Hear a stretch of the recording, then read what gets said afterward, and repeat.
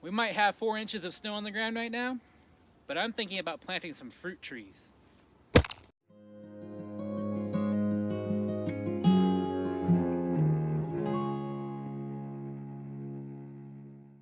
They say that when you buy your homestead property, the first thing you should do is plant your fruit trees.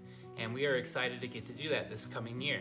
And that fruit tree that we will first plant is called the Paw Paw Tree. Apparently it takes about 5 years or so for the tree to actually bear fruit that we can eat. And you can use that in all sorts of things. We'll get into different recipes for the pawpaw in a future video. For now, we're just really excited to get these seeds prepared to plant so we can start growing our own fruit on our little mountain. So I'm here with Audrey and Evelyn. Say hi, girls. Hi. Hi. And we're gonna talk a little bit about pawpaw trees. We've done a lot of research, watched a bunch of videos on YouTube, and we have 3 fun facts for you about pawpaw trees. Fact number 1. The pawpaw is the largest fruit native to the North America. That's right, it's the largest fruit you can find. Based on our research, it was first documented in 1541. There have been a lot of influential big-time figures that have talked about using it and eating it and growing the trees. Lewis and Clark wrote about it in their journal about finding the fruit along their journey.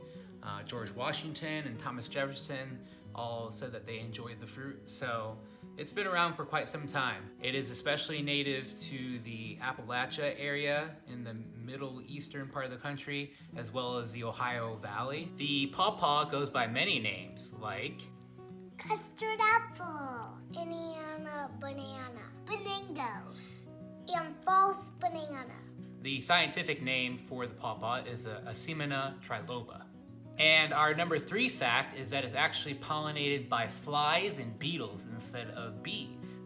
And the way this works is they have the flower for the pawpaw tree, and it's like this dark red kind of burgundy color to it, and it actually smells.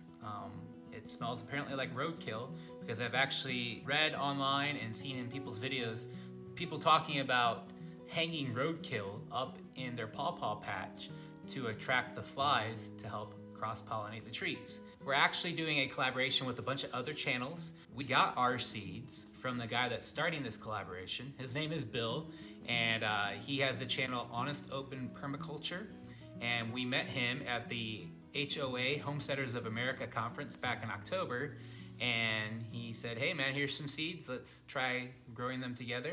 So we thought it'd be a fun idea. Other channels that are involved in this collaboration of pawpaw seeds include Seed to Seed. They're also in North Carolina. There is Square One Farm in Arkansas. There's a channel Farmer G in California. From Zero to Homestead in Georgia. The Citystead in Michigan. And Green Dream Project. They are in the high desert in Arizona. So you can see that Bill is involving a bunch of other channels from all across the country to see how the pawpaw tree can grow in different parts of our country. Are you girls excited to grow some pawpaw fruit? Yeah!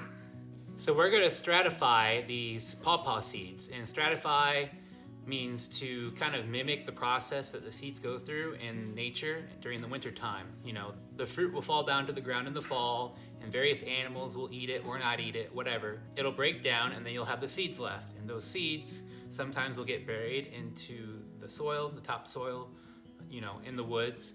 And those seeds will then be covered and kind of go through like this overwintering process.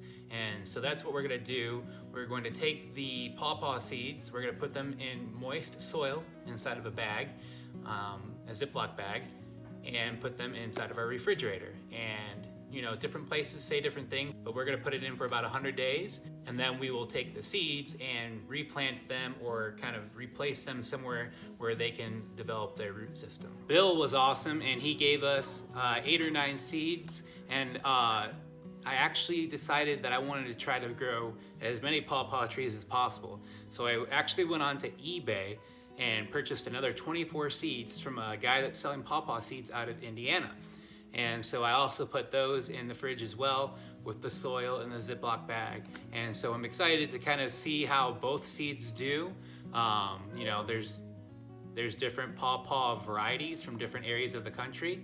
So it'll be really interesting to see how those grow and maybe even how the fruit tastes different. Well, that's all I have on the pawpaw seeds for now.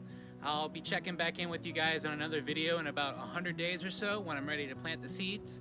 Be sure to check out the other channels that are involved in the collaboration in the description down below. And we'll see you in the next video. Thanks for checking out our little mountain life. Well, I hope you're having fun.